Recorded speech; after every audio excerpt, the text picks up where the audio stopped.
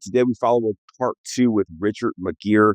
Richard is an investor and a debt fund operator, and today he joins us to come back and share some of his best tips for raising capital for deals. We break down why debt funds have gotten so popular, why they're intriguing, and why anybody in multifamily syndication should be considering debt funds today. If you want to learn how to grow and scale your portfolio with more consistent income, check out this conversation right here on Multifamily Insights. Richard is a phenomenal investor. We talked about what he's doing when it comes to debt funds as well as his investment company, Property Llama. But Richard McGirr has got a lot of good stuff here. So, Richard, welcome back to the show. We want to do a part two because we had so much great information first time around. I'm so excited to be back. I could talk about this stuff forever. So Yeah, let's yeah. go. So if you missed our conversation, you don't have to scroll back too far. It's just a couple episodes ago. Episode, I believe, is 804. So we'll double check that. But check out that conversation with Richard. And today, what we really wanted to do was pick up on a couple things, right? We talked about the debt fund side, but we didn't get to go as deep in regards to, what it really takes in regards to raising capital. So let's start with kind of your company, where you're at, kind of capital you raise, Sure. and if anything has shifted here over the last, call it 18 months or so. Well, it's funny that you mentioned 18 months because so we started raising capital originally with as part of another group. And then my partner, Chris Alona, and I started our own firm about 24 months ago, call it, or like maybe a little more. Who cares? But we really struggled when we launched, like a lot, especially because we were very successful at our previous firm. And then, we're like, hey, we know how to raise money. I designed the fund admin process with the chief accountant. We can go do this on our own. And then we really floundered for about 12 months.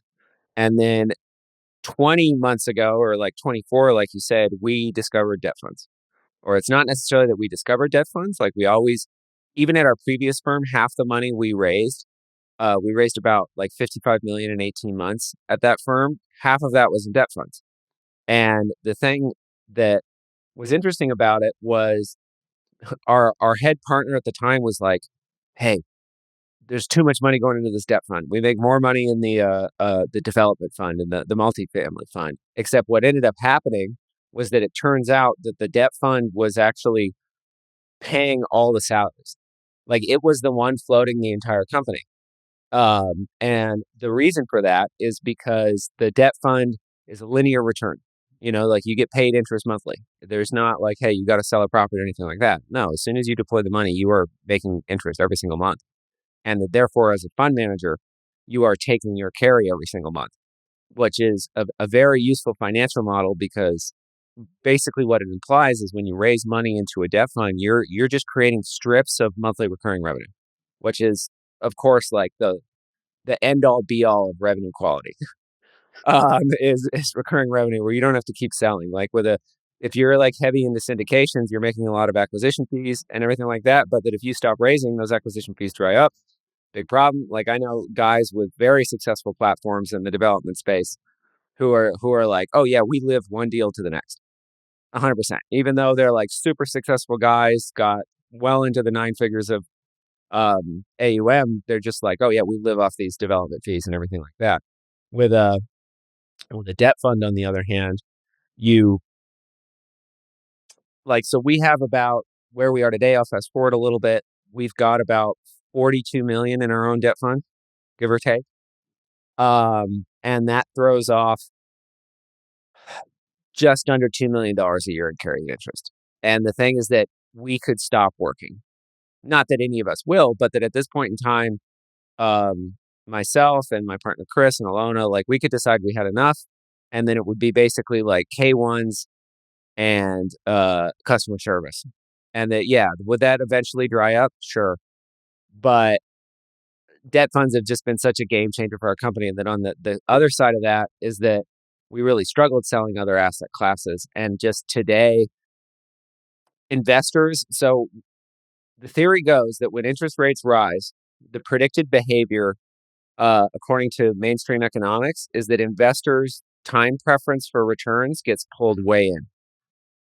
which means, and that's actually exactly what has happened in terms of investor appetites currently for multifamily, or traditional real estate equity, where the majority of the return is on the sale. Everybody knows that. It's going to be in either like somewhere between 3 and 5 years. You're going to make most of the money. Versus, like I said, the debt fund, you start receiving your interest. I pay my LPs a distribution payment within 60 days. Like, and that I can't necessarily speak to what's going on in their head, but I can absolutely assure you that debt funds are dramatically easier to sell right now.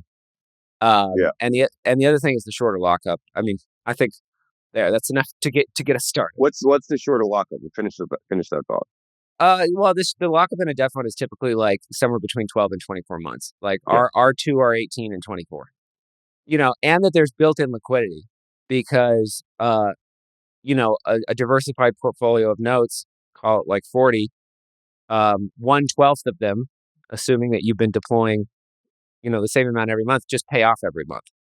And so that's your source of liquidity.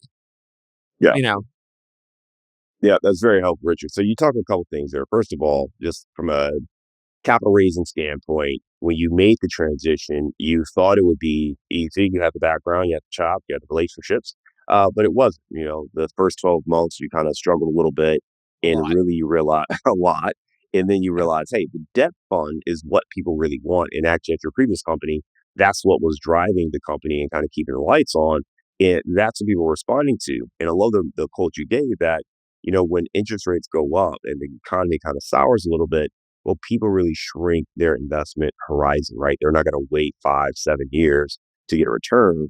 They want to see that return fairly quickly. So that's where debt funds are becoming more and more attractive, especially as it relates to longer term equity investments in multifamily. So that's one of the things that we're starting to see. And you mentioned just some of the economics in your own business. You got about 42 million, raised right now in that fund, and you're seeing about a $2 million carried interest.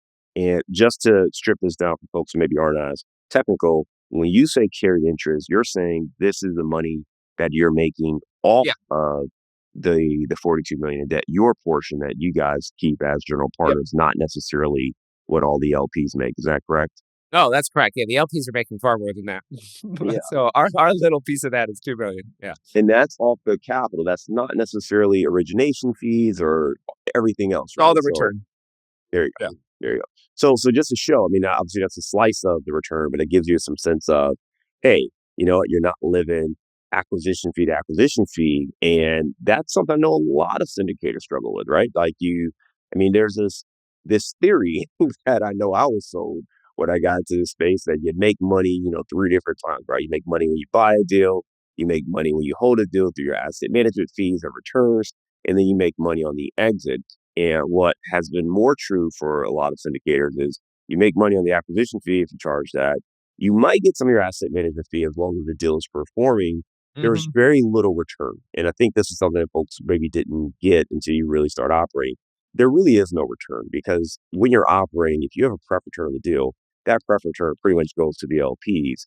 And that asset management fee it's nominal. I mean, it's enough to, you Yeah. know, literally keep the lights on, like pay light bills, not not pay for your team's salary or technology or anything like that. So Yep.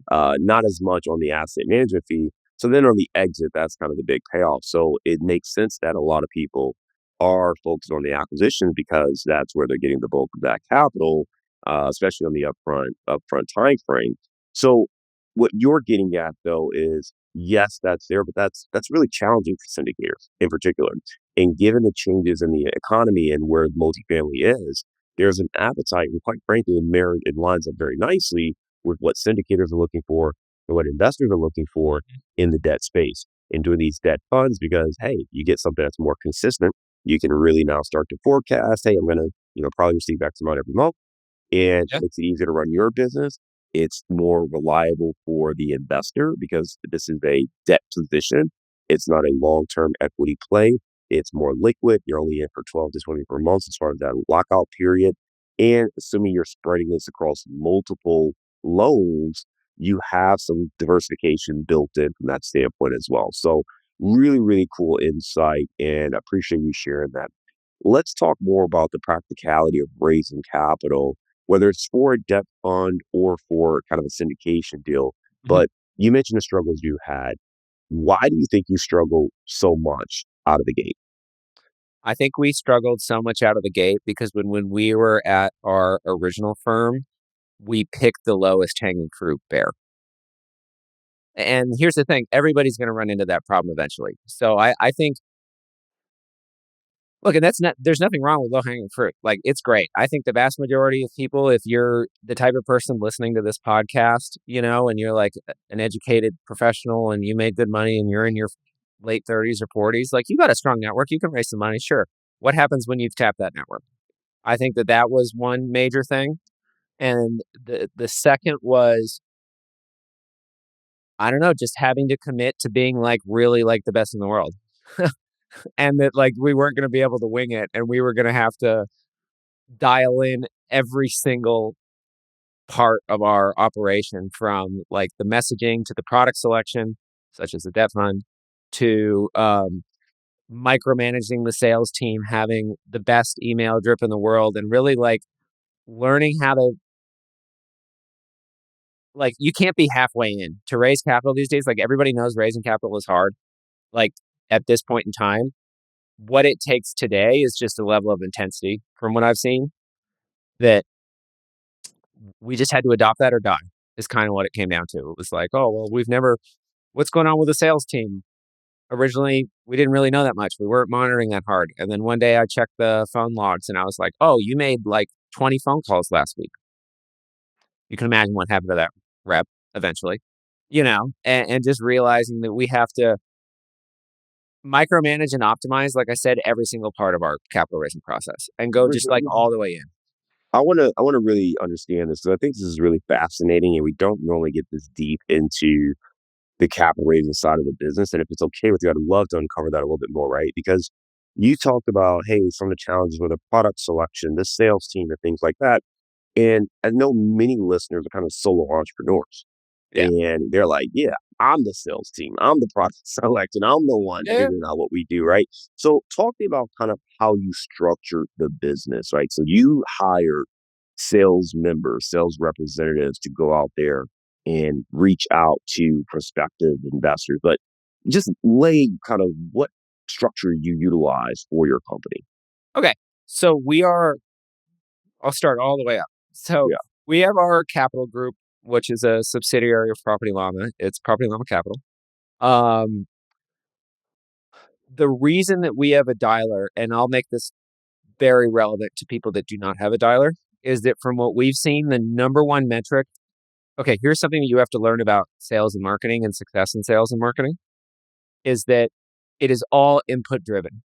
That is the only thing, and that's because it's the only thing you have control over. The only thing you have control over is, for example, the number of dials you make. How many of those pick up? How many of those convert? Okay, surely within your control, kind of, but hardly predictable. Versus I can say, my company, we make 200 phone calls a week.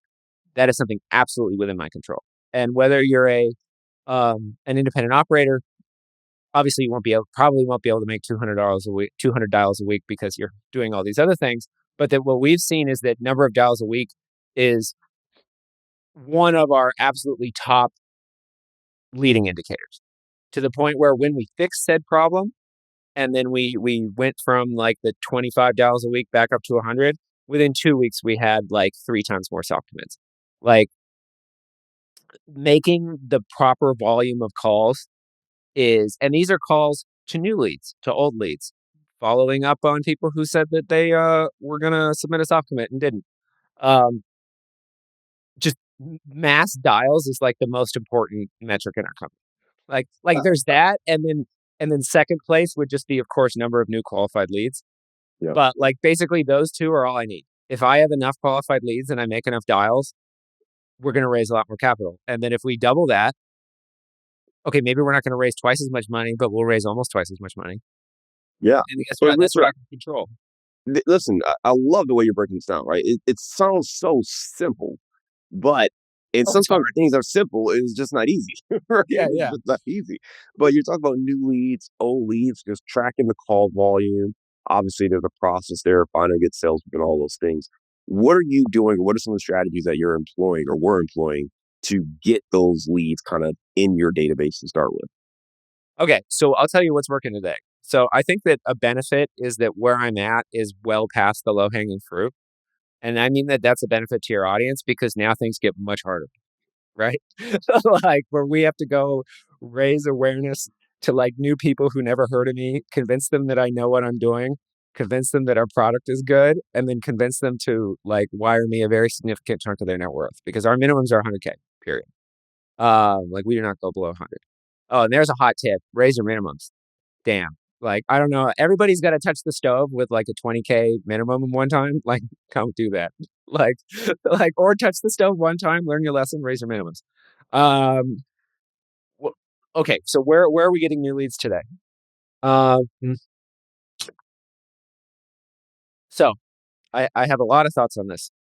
What I am far more concerned with I need to preface all of this by saying I'm far more concerned with lead quality than lead volume by far. And I have a perfect example. Within 2 weeks of each other, I did one paid webinar. Okay, so there, ding, ding, ding. That's my number one channel right now is paid webinar. And what is a paid webinar? What I do is I go to other people who are in my space who have investors in their community, and then I pay them cash to promote a webinar to their list and host a webinar to their list. Why do I do that over Facebook ads? One, I think that, okay, the most important is that there's brand transfer. And that is because these are people who trust the source that where, like, for example, I'll do best ever. Even though I'm a host on best ever, I pay for best ever sponsored webinars all the time. So investors trust best ever. They know that it's a place where like sophisticated investors and GPs, like it's a pretty high level, like well-respected media platform in our industry. If I am presenting on best ever, I get all of Best Ever's brand and Joe Fairless's brand. And Joe Fairless is in the chat like all the time in the webinar. All of that rubs off on me. So I already start at a highly elevated position of like respectability that's assumed because people love Best Ever. Best Ever put me on a webinar. Therefore, that goodwill and trust transfers to me, or at least a portion of it does. And that's extremely important because it means one, people will actually pay attention.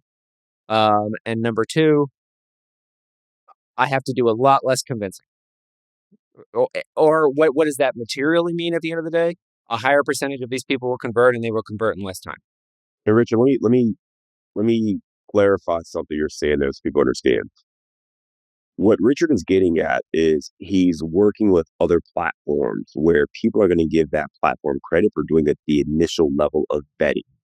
So it's not that you have to do a lot of convincing. It's that they know you would not be presented on the best ever platform if you weren't already vetted to a certain degree to know Yeah. that, okay, this guy is worthy to be on this platform presenting this opportunity. So that, again, gets that initial threshold removed and that first barrier, that first hurdle removed so people can focus on who you are, your operations, your company, and then the deal itself. And that's really key because if people have to first ask, is this guy even trustworthy? Does he even do what he say he's doing?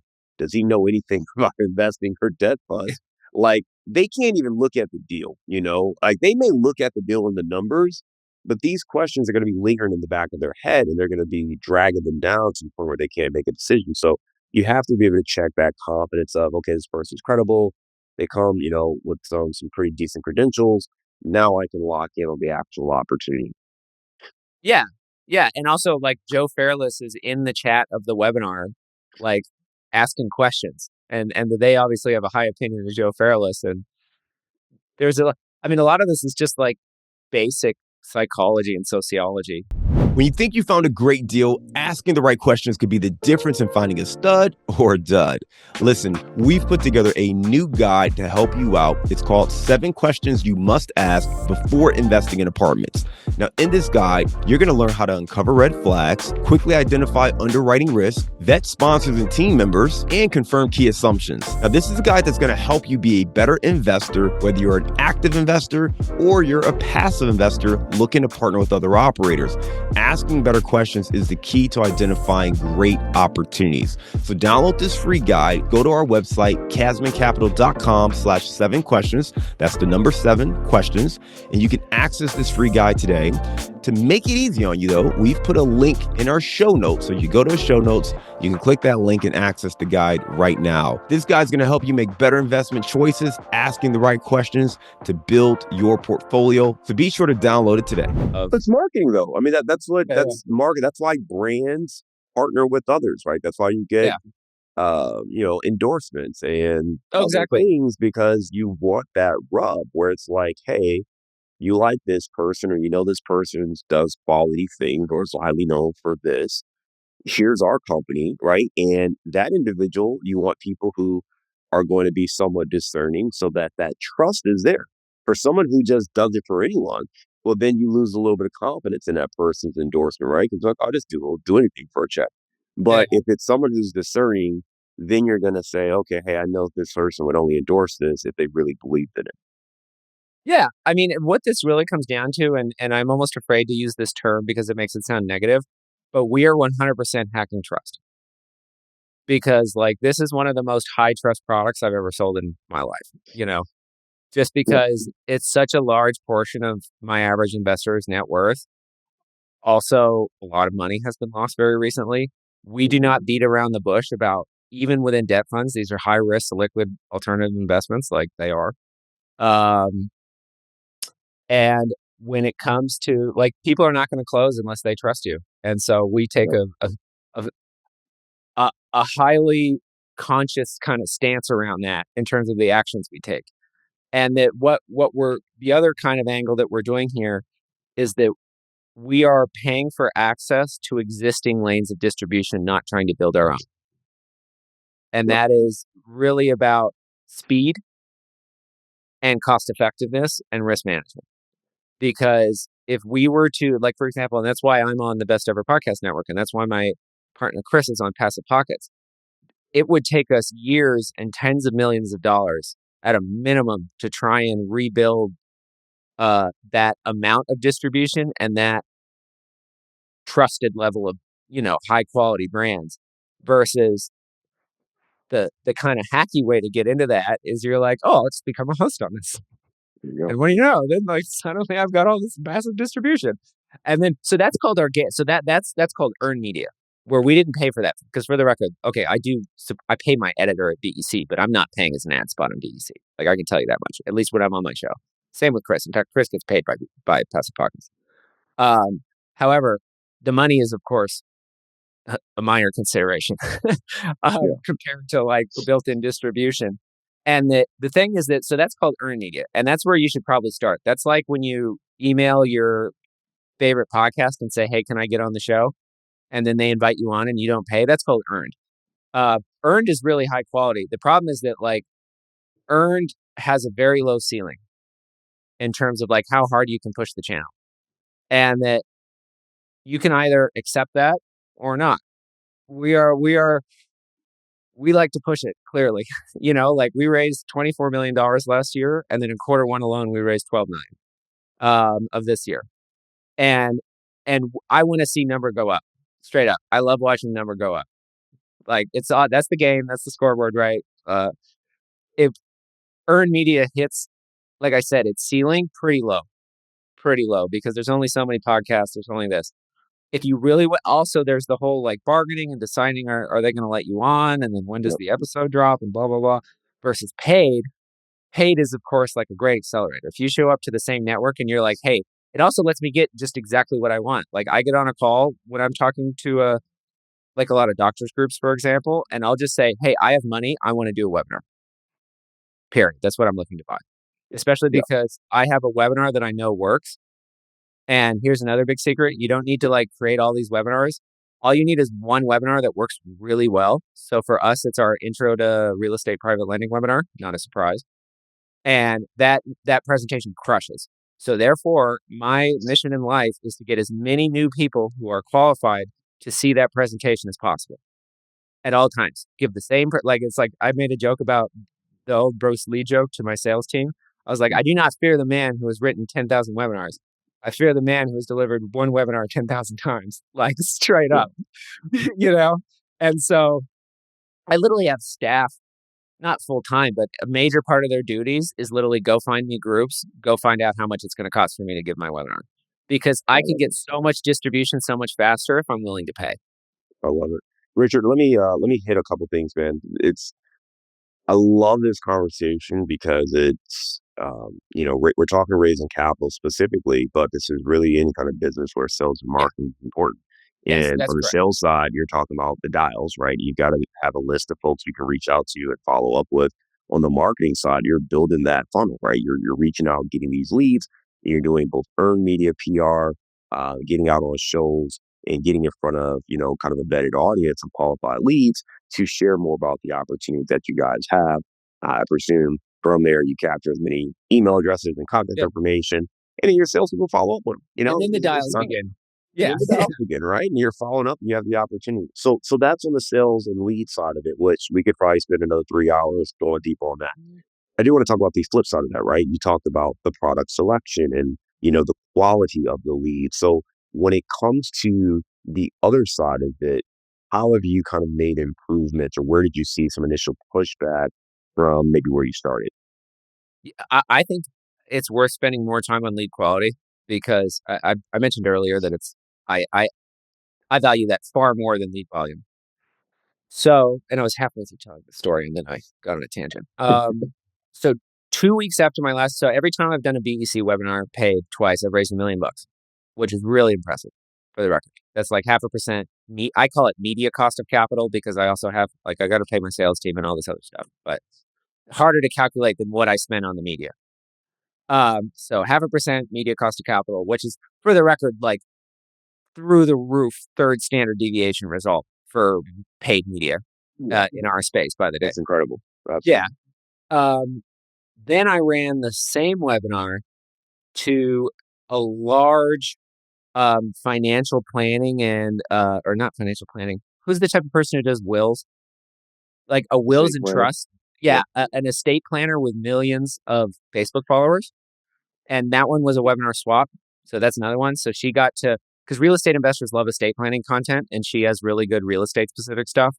So we did a trade where she could webinar to our list and then we got to do a webinar to her list. Big fan of those, by the way. And her webinar like completely tanked, or the one that we did on her channel. And you want to know why? Because she had 5 million freaking followers. And what is the type of person? And this is not professional disrespect for whatsoever. But anytime you have that big of an audience, it means you are probably doing like lowest common denominator type content. Because that's how you appeal to that many people at once. And that these people, we got like 600 webinar registrants, which is a lot. That's a lot for one webinar. We closed 0 deals. And then as soon as my sales guy does the follow up, within 3 hours of the end of the webinar, he emails me. He's like, "These are the worst leads I've ever seen in my life. They do not understand real estate. They do not understand who we are. They're not accredited." Like, and then that was like kind of, so I think it's very much worth telling that story because giving a webinar presentation to a bunch of people that are like barely know what real estate is and aren't accredited is a complete waste of your time. And like absolute complete waste of your time. And so I think that's why we spend time, like that's why I mentioned I basically have a guy who a big part of his job is like calling various doctors groups. It's because those people are accredited. You know what I mean? Yeah. And I also, mean, listen, quality leads. I mean, like you said, it's anybody who's in sales understands the importance of lead quality and verifying that, hey, someone is qualified as a lead. And qualified leads, just to again strip this down, it's not necessarily that this person has been waiting for a debt fund to call him to park his money. yeah, It's to say that they have the means to invest, they have a problem that your product or service can solve, and they are a key decision maker. If you have those three things, then you get into understanding the actual product because most of them don't know the product. They may not understand how debt funds work yeah, or private lending works, right? So, and they don't care about that. They care about solving their problem. And if this is the tool that can solve my problem, then I'm interested. If it yeah. can't solve my problem, I don't care about it. Well, and So, the yeah, other thing is that there are group. I think the one final thing, there are communities where people are literally looking to buy. And that's exactly what you want because you're yeah, then intercepting them like 4 steps down the funnel, yeah, as opposed to like convincing them that they want to buy, convincing them that they need this, convincing them that they have this problem. The thing about a BEC webinar is like 70% of the people on that list are like active accredited passive investors who are constantly looking for deals. Like that is who I want to sell to because those people close in like 3 weeks, you know, Yeah, because they like and that's it, already have right? their They're at the checkout. bottom of the funnel. Yeah. They're already there. They don't need awareness. They're aware, right? They need awareness that you exist with this product, but they're aware of the problem. They're ready to solve it, right? Yeah. They're absolutely consider you. They're ready to try. So you're starting in the middle. Yeah. You're literally starting in the trial phase because they're like, oh, you got something that fixes this? Okay, great. Yep, no, already know all the other stuff. I get real estate. I know how syndications work. I know how passive investing works. Like Yep. they're there. It's now just show me the deal. Let me see it. And then let me make sure you're who you say you are. And I'm ready to go. And I Versus think again, yeah. in our industry, you just can't get that from Facebook ads.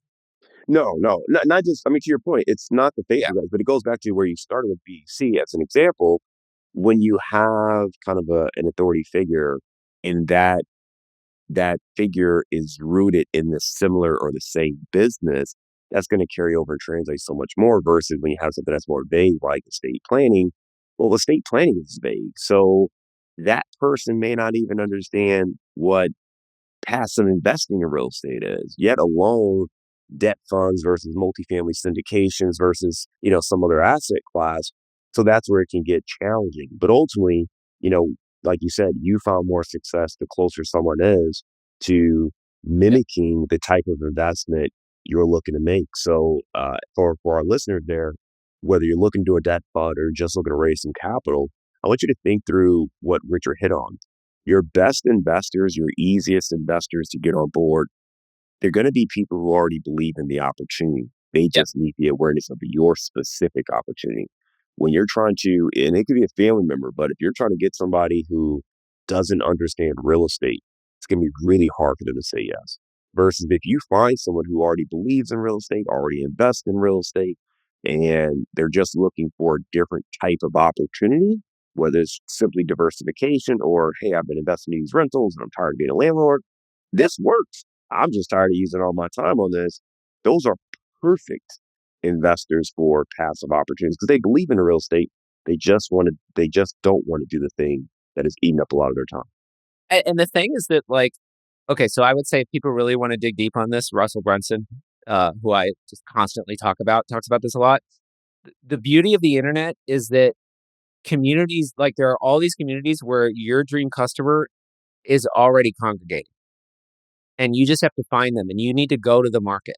You know what I mean? Like it's not, I think a lot of a naive view of content marketing is that you just look, and I'm a content creator, so are you. Is that you just produce all this content and then like your dream customer is going to just somehow find out about you through who knows how. No, what you need to do is like find these communities. It could be like I'm sure if you went to like LinkedIn Tech Professional Financial Freedom Group, there's probably like 30. Dude, like you need to go there because those are tech professionals who like make a lot of money and really want passive income. And that you're like, hey, I got a product that'll check both of those boxes. You know, like, Yep. yeah, like that's who I want to talk to. Like there are so many communities of invest. Like this is a two-sided marketplace. That's what we got to realize is that there are us GPs who want to take capital, but there are also large amounts of people that are already looking to deploy capital. And this is a major interest and a major problem for them where they're trying to generate like the fire movement. You know what I mean? Like Fat Fire. Like if there was a way to like give a webinar on the Fat Fire freaking Reddit thread, oh my God, I don't know what I wouldn't pay for that. Like, like those are a bunch of tech professionals who want to retire at 35. Guess what? Debt funds could be a great option for that. There you go. Lots of great stuff there. Richard, we talked about kind of the webinars and some of the content you're creating. I want to lean into that for you right now. Where can folks learn more about you and maybe see some of the content that you're creating to teach them about debt funds? Okay, I'll show you where the top of my funnel is because we use the term funnel and everything like that. So I'll Okay. explain my full funnel, which is actually not complicated at all. So at the top of my funnel, I have intro to private lending. You can go to propertyllama.com and scroll, I don't know, three-quarters of the way down the page, and there is going to be a call to action to go watch our entered a private lending webinar. You're going to go fill out that form. Then you're going to go watch the webinar replay. That is what, like, my moneymaker. I mean, every time we run that webinar, I raise $1 million every single time. Then what's going to happen is you're going to get onto a drip. And what is a drip? I've got about 50 emails written that you will start being delivered.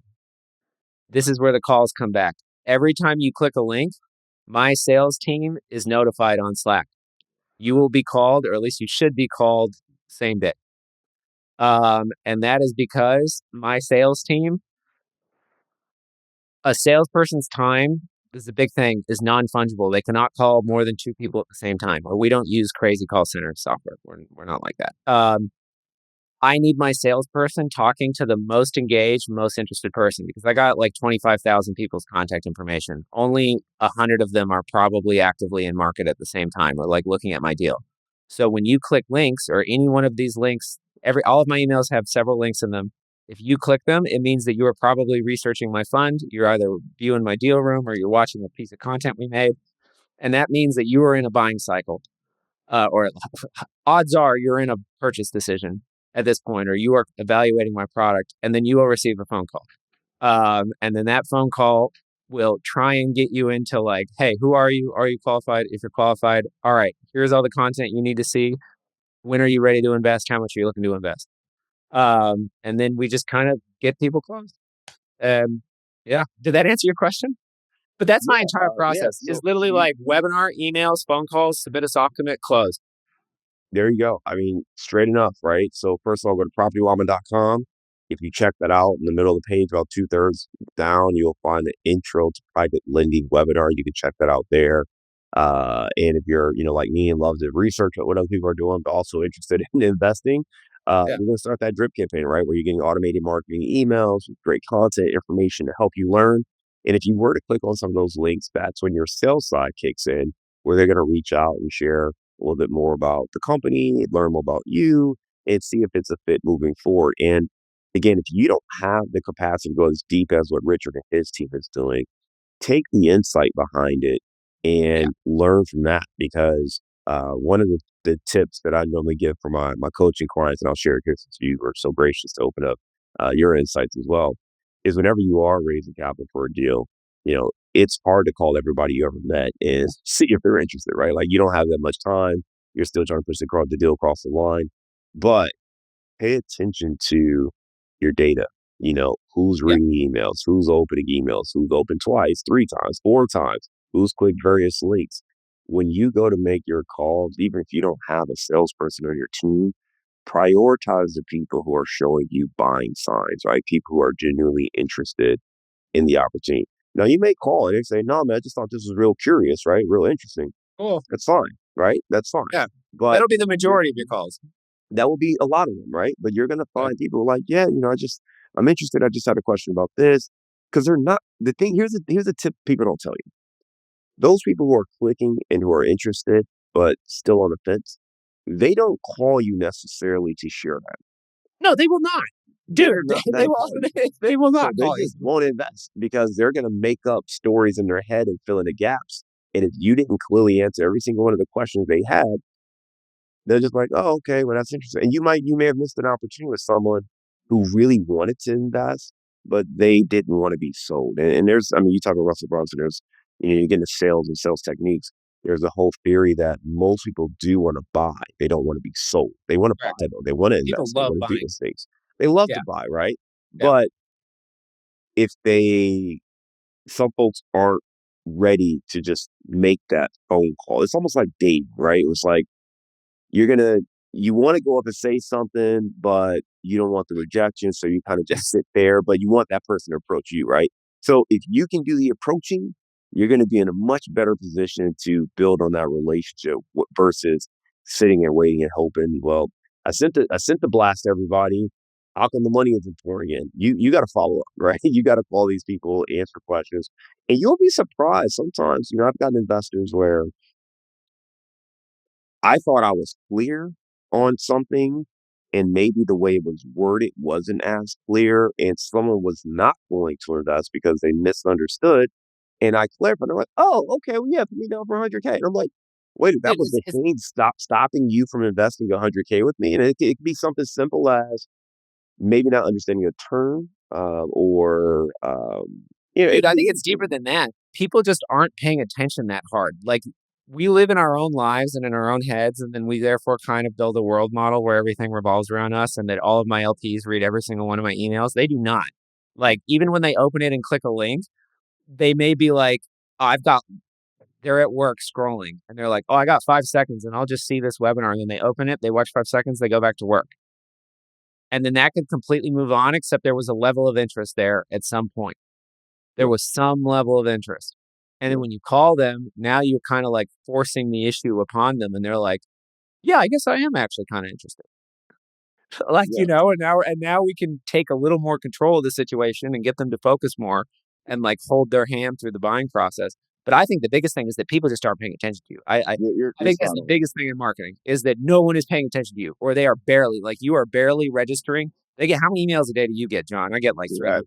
I man, if I Like, show when people see my emails, like, if I'm ever presenting or something like that, I get gas. And it's like, you gotta understand, like, my assistant's job is to go through my email and funnel the stuff I need to pay attention to, so I don't and I and still that's do, it's a bad everybody. habit. I still go through my email, but I don't have the urgency like, "Oh, I gotta respond right away," because her job now is to help screen that for me, say, "Hey, you need to talk, you need to respond to Yeah. Jenny." Now we were working through that, but to your point, Dude, it messes everybody up, is man. It's triaging so their much. life. It's so Everyone much. is triaging their attention, and you and your syndication is at the bottom of that list, dude, Yep, yep, until you make it an issue. And that's where the absolutely. sales gets involved, is like you start getting the commitments like, "Hey, are you gonna be able to watch the webinar within 3 days, and then can we talk?" And then you get Yep, them to, like, make a commitment to you, and, most people are honest and wanna follow their own commitments, so if you can say, "Yeah, are you gonna be able to watch this in the next 3 days by the time we talk?" That will dramatically increase the odds that they watch that webinar. yeah, And that therefore, if they watch that webinar, that dramatically increases the odds that I'm gonna be able to raise capital off this person. Like, you you are, like, fighting nature so hard, I mean, yeah, dude, raising sales and marketing, I'm not even gonna say raising money. Sales and marketing is war, dude.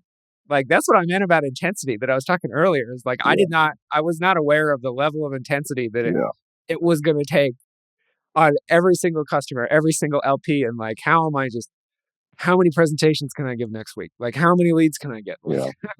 Like, it's just, you gotta go all the way in. I love it, man. Well, listen, Richard, we did kind of our round of insights in the first episode. So check that out, episode 804. So I'm not going to repeat it this time, but I do want to recap a couple of things. One, appreciate you being a bit vulnerable and putting your cards on the table, just sharing, hey, currently about 42 million in your portfolio. When it comes to the debt funds, you're able to kind of have about 2 million in carried interest, which is enough for you guys to kind of take care of yourself, which is awesome. It helps us to really start to think about the value and the opportunity when it comes to debt funds, both as a syndicator but also as an LP, now you're getting kind of set returns each month, which is a little more predictable. And I think a lot of folks now are looking for that. And the point you made was, hey, when interest rates go up, people are looking more closely on the horizon. I'm not as interested in making money 5 or 7 years from now. I want to see money in 60 days, 90 days, right? I want to see that return start to come in. And that's just making debt funds more and more appealing. We talked about raising capital, some of the challenges there, creating a system and really running it like a business. And even if you're a solo capital raiser, you got to have sales and marketing. You got to understand where you're getting your leads from, and understanding that the leads where you already have some built-in reports and built-in, um, you know, credibility, those are going to transfer more quickly than even a larger audience, but maybe they don't understand the opportunity as well, or they have no idea who the hell you are. So making Yeah. sure that you're going into kind of a qualified lead situation, that's going to lead to higher conversion than anything else. And then lastly, you shared your website, which I push investors to go check out for themselves, both if they want to learn to invest with you, but also you're going to get some great tips and insights on how to build a best in class sales organization. So go check out propertyllama.com and make sure you check out the intro to private lending. Richard, great stuff, man, as always. Great having you back on the show. And we look forward to staying in touch with you. Yeah, of course, man. It's always so much fun to join you on the show.